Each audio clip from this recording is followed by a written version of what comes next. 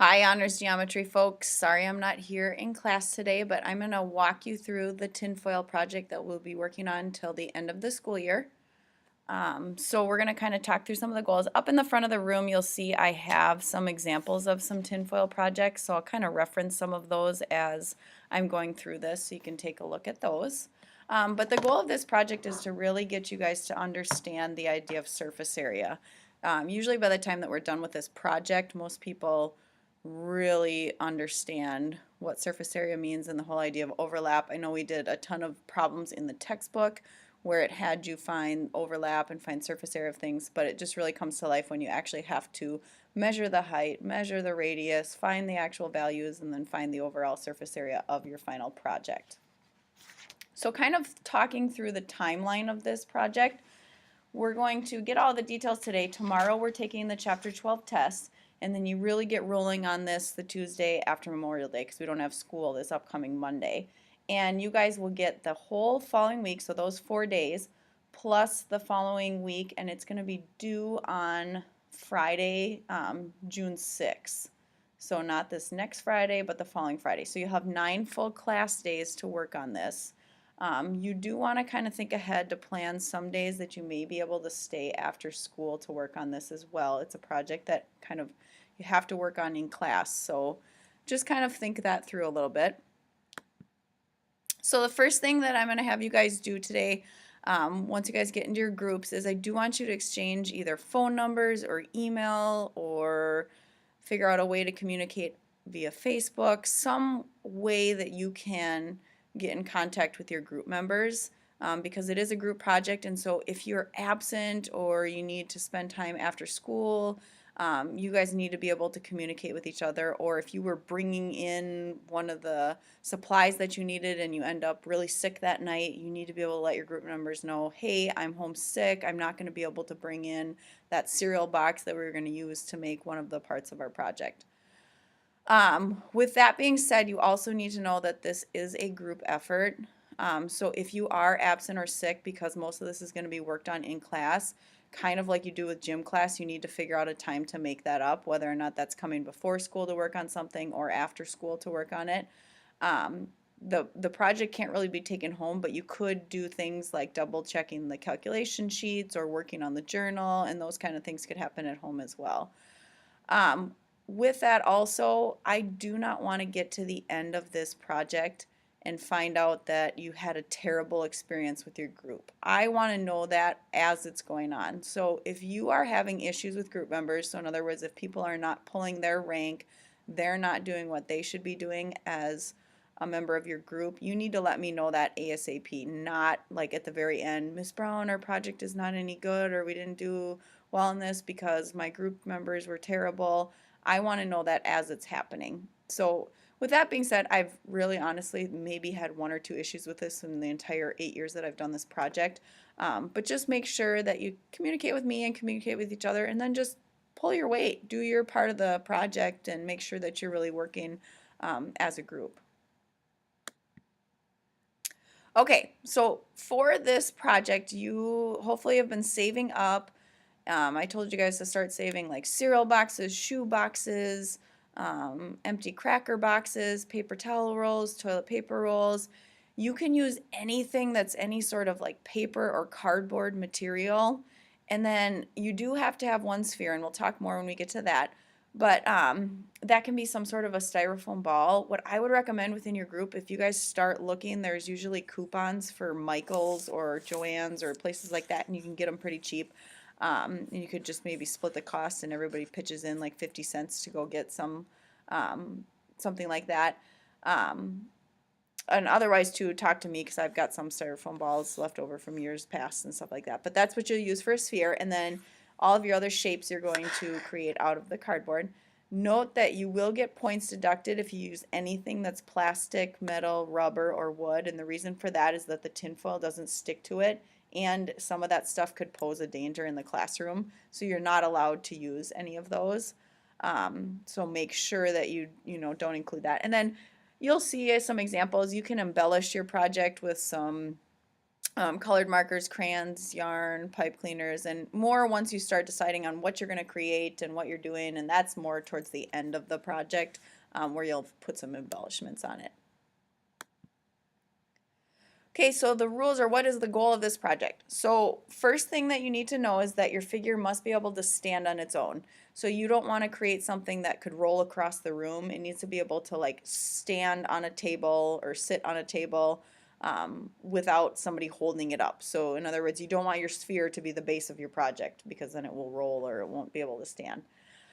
Your project must include at least one of each of the 5 solids. So you have to have one cylinder, one prism, one sphere, one cone, and one pyramid. Okay.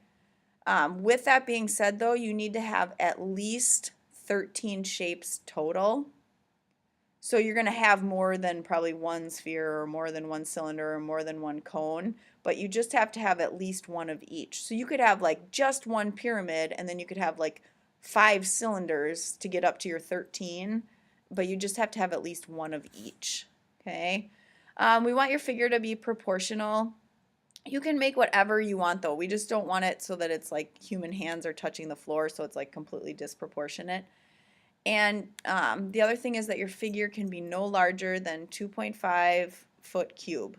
So it would have to fit in a 2.5-foot cube box. So it can't be any bigger than that. In terms of how like small it can be, it really can be as small as you want, but note that putting tinfoil on really small things is very difficult.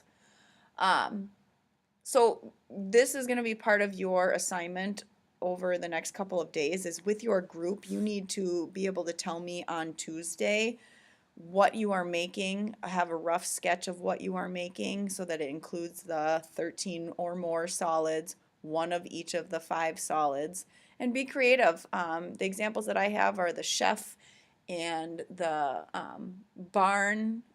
You could do different kinds of animals. You could do movie characters from different like cartoon stuff. You could do anything, you name it, different buildings. I've seen so many different things. Be creative because that's going to be where a part of your grade comes in.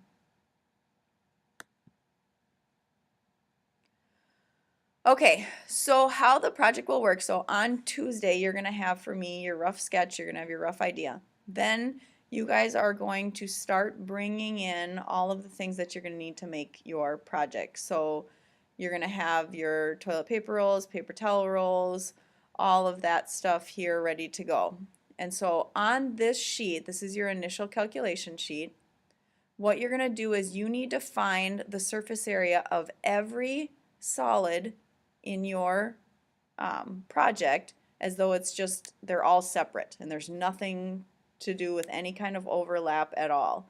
So in other words, if we're looking at the chef example that I have, they've got the sphere, they'd find the surface area of the trapezoidal prism that they use for the body, the cone, that's the ice cream that he's holding. So they would have had all of these listed separately. So they might have had right here like sphere, and that's the head.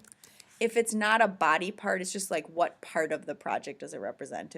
If yours is not like a human or an animal or something where it would have a body part, that just means what part of the project is it. Then right here, you're going to measure everything you would need within your formula. So if it's a sphere, I would need the radius. And so I need to measure the radius, and I'm just going to measure everything up to the nearest 1/4 of an inch. So let's say I do my measurements, and actually this is one thing I can talk more about as we get to doing the measurements on this, but in order to get the radius of a sphere, you actually have to find the circumference of the great circle. And then once you have the circumference, you can divide by 2 pi to find the radius. But let's say you found it and it ended up being like 0.18. You're going to just round that and say it's 0.25. And that's what you're going to use within your calculation. So all of these values that you get should be measured up to the nearest 1/4 of an inch. Okay. Then within right here, you're going to put the formula and your calculations to find the surface area and round the surface area to the nearest 10,000th. Okay. This right here, the number, is if you have duplicate solids within your project, you do not need to do the calculations like 4 times. Let's say you're doing like a dog and you have force of the exact same cylinders as your legs.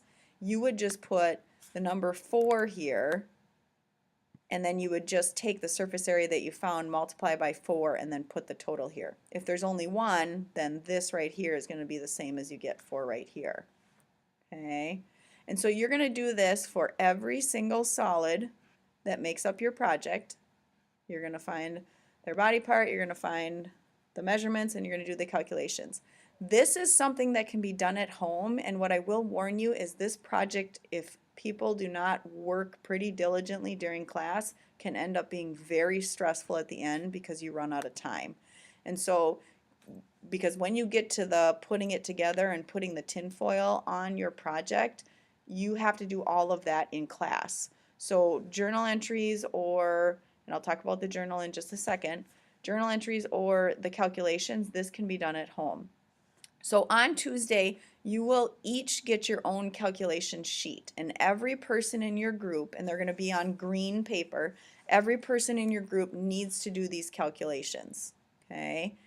And what I would recommend is that you do not do the initial calculations together. You get all the measurements together, so you have all the same measurements and all the same solids, but then I would do all of these calculations on your own, because if you have 4 or 5 people doing the calculations, you're going to catch each other's mistakes along the way. If you do it all together, you might all make the same mistake.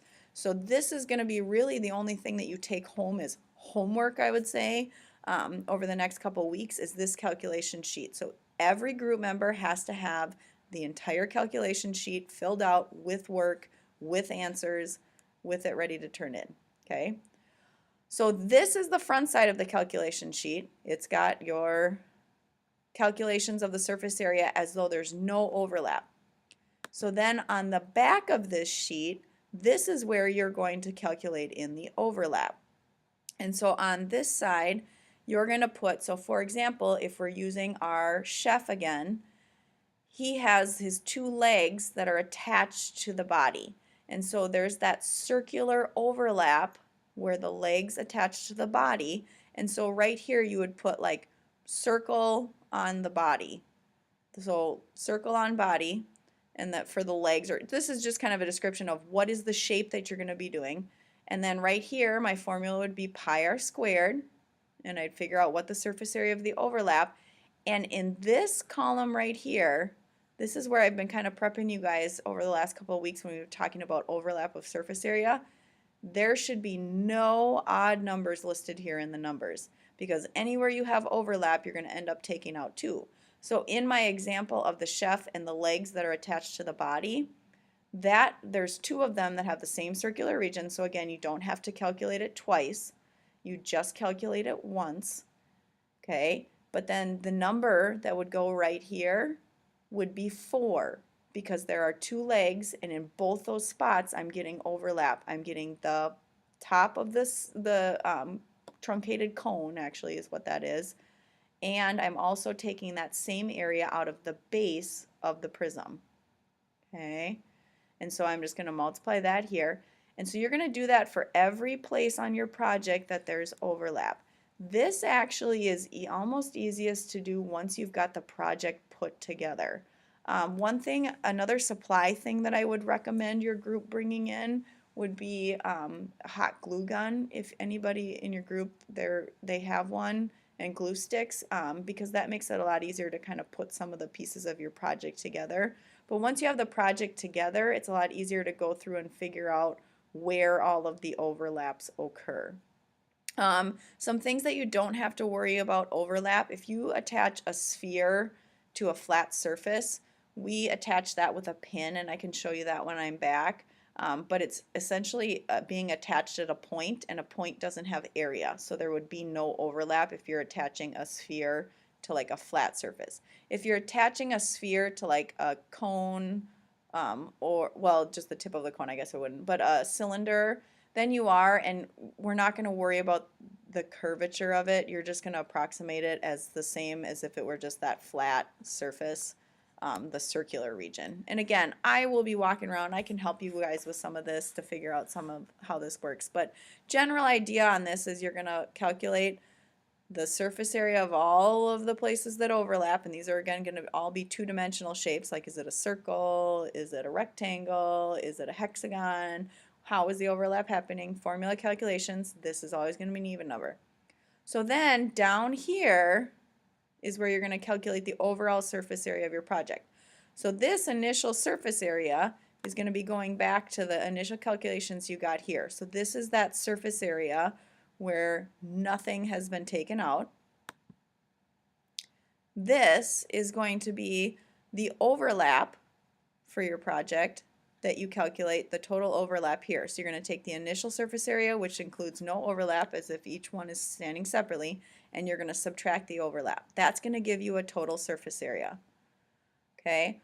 Once you have your total surface area, you're going to take that, and our tin foil is 18 inches wide. So you're going to divide it by 18 to get a number of linear inches that you need. And then once you get that, you're going to multiply it by 1.05 to get an additional 5% for the overlap. Because as you're putting the tin foil on, you're going to have some natural overlap, and so you're calculating in an additional 5% for that. Okay, as you're going through then, so then the final step is going to be to actually be putting the tin foil on your project. And I'll kind of talk you through, there's some different tricks to making the tin foil look really neat. The two projects that I have up here that I'm showing you are some really good examples. There are some that have ended up not being neat. But as you're going through it, if you realize like, oh my gosh, we are going to be way over on tin foil or way under on tin foil, you can earn points back on the project by describing and finding your error and showing the correct work for what you should have done that either put you over the amount of tinfoil you really needed or under the amount of tinfoil you needed. Each group has a folder that you guys are going to be able to keep all of your stuff in, so you can keep all of your tinfoil in there. You're going to have a garbage bag as well that you can keep all of your stuff in, and I will actually have those set up tomorrow, so if you wanted to bring stuff in tomorrow already, you can. So in other words, if you want to bring in like your cereal boxes, paper towel rolls, toilet paper rolls, if you think of it tomorrow and you don't want to have to worry about remembering it on Tuesday, you could bring that stuff in tomorrow. But you'll keep all of your extra tin foil, all of these sheets in that folder. Throughout the project, this is kind of a way too for you guys to be communicating with me on how things are going. You guys are going to create a journal, and I'll show you some examples of this when I am back. But each group is going to have a journal, and so every day there's going to be a posted journal entry question for the day, and responses from each group member should be 3 to 4 sentences long, and you're going to decorate the cover of your journal. And so this is kind of where each of your group members, you can kind of split up the work. Maybe one person's going to do the cover of your journal, somebody else is going to do your final calculation sheet, which actually I'm going to rewind back here. I had said when we were on this portion of the presentation that everybody is going to do this sheet where you're going to calculate the initial calculations, you're going to do the overlap. And then what's going to happen when you guys turn this in, you're going to get a final copy, which is on blue. So everybody's individual one is on green. The final one is on blue. So one person, once you guys kind of all agree on your work, is going to maybe take that home with them and neatly copy all of the correct work to that final blue sheet. And so I'm going to get turned into me 4 green sheets stapled to the back of a blue sheet, and I'm going to grade the blue sheet and then just check the green ones that everybody did it. So the one that I'm going to actually go through the math on is going to be your group's, like cumulative, this is our final sheet. So this is where you could kind of divide up some work too amongst your group. Maybe one person takes that home and copies all the correct work onto your final calculation sheet, and then maybe one person is going to do the cover of your journal. So every single day up on the board, I will post a journal question. These are things like, what do you think is important about group projects? I've got some silly different journal entries, but every single day, and it's just like 3 to 4 questions, or 3 to 4 sentences, sorry, that each person is going to write as an answer to that. And so again, I'll show you some examples of journals, and actually I'll just leave some, now that I'm thinking of it as I'm recording this, I'll just have some so you guys can see the journals that I have up in the front that are with the projects as well that you can check out. Okay, so how does the grading on this project work? So the surface area accuracy is worth 20 points. Now this 60 points goes in the test category. So this is as big as one of your unit tests that you've taken so far this trimester. So the surface area accuracy, this is your math. This is all of that work that you did for the calculations. So if you end up way over on tinfoil or way under on tinfoil, meaning that your math was incorrect, because I do go through all of your work and check it, this is where you're going to lose points.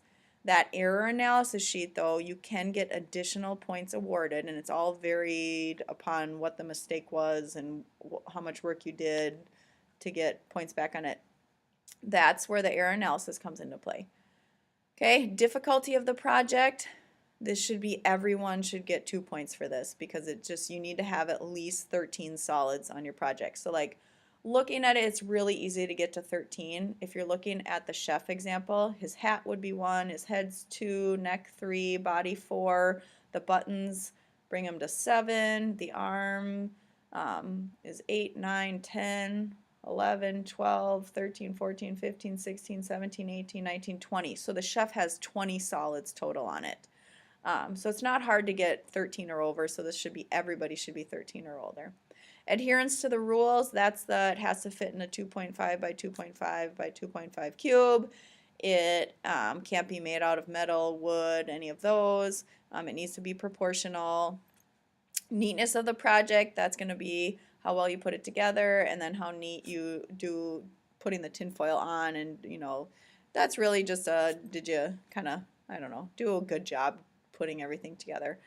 Originality and creativity, so this is part of your design, so this is what you want to be thinking through in the next couple days. What I will tell you guys is that you want to be creative, but you don't want to go crazy. So like I think I said, like one year I had a group do the Taj Mahal, which was a very like effort-wise like big project, but they ended up having a really hard time because there was just too many little details and little things. So like the chef is such a great example because they were really creative with how they used the different shapes. Like instead of just doing a rectangular prism as their body, they did a trapezoidal prism. Rather than just putting a regular old hat on the top, they did a hexagonal prism. So there's different ways that you can be creative with this without going crazy. So keeping it simple enough that it's not going to be so difficult to do. Another thing for you guys to realize is that spheres take a really long time to cover with tinfoil.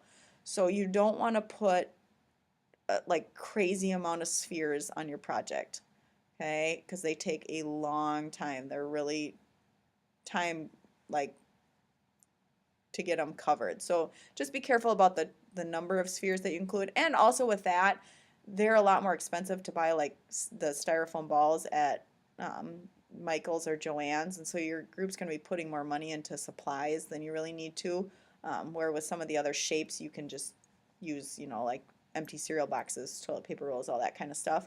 And so you just really only need at least one sphere. And I'm not saying you can't do more than one sphere, but just know that's hard.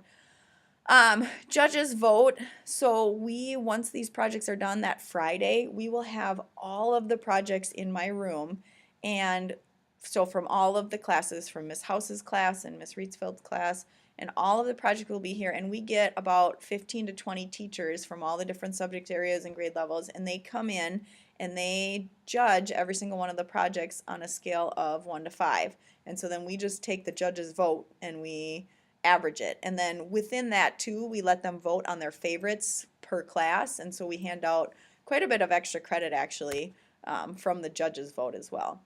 And then the journal, this is a 5-point. Did you have the cover done? Did you put all your journal entries? Were they 3 to 4 sentences? And did you, just take the time to get those done? And so all of this on this side, your group as a whole is going to get a score for. This over here is all individual. So at the end, I will have you evaluate each of your group members, and so you're going to get a score that's going to be from your group members. And then these two scores are just my scores that I give you from my observations, like during class time and stuff like that. Like, am I having to tell you to get back to work with your group multiple times? You're probably going to lose on task use of class time. If I'm getting a lot of complaints from group members about you that you're not being a cooperative group member and you're not, you know, pulling your rank as a team member, you're going to probably lose points here as well. So these points right here are kind of individual.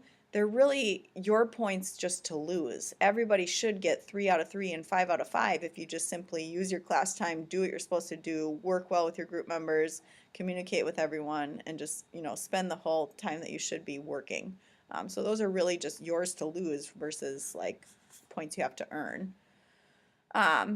This is a kind of a quick overview of what the project is, but we'll continue to talk more every single day when you guys are working on it. I'll answer a ton more questions as you guys are going through it. But really what you guys need to realize is that you need to start bringing in supplies because time is of the essence with this project. You do not want to get behind on this. You need to get rolling on it right away.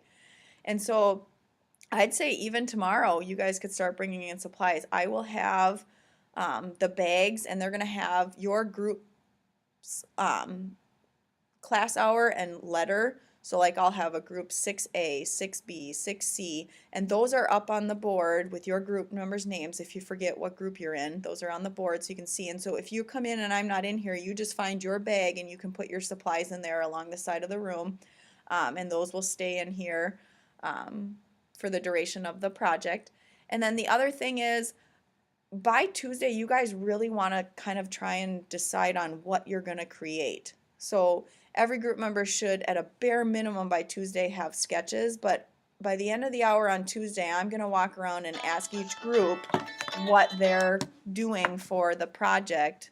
And so I want to know, like, you know, like when I went around with this group, they told me we're going to do a chef and here's how we're going to kind of construct it. And then I'm going to ask you, you know, what supplies do you already have here and what supplies do you still need and who's from each group bringing in what on Tuesday. So you guys want to start communicating already. So that's why I'm saying exchange cell phones or email or through Facebook or however you guys want to do your communicating. I'd say over the long weekend, start talking about what you want to create for the project and who's going to bring in what supplies so that you can get rolling right away. Okay.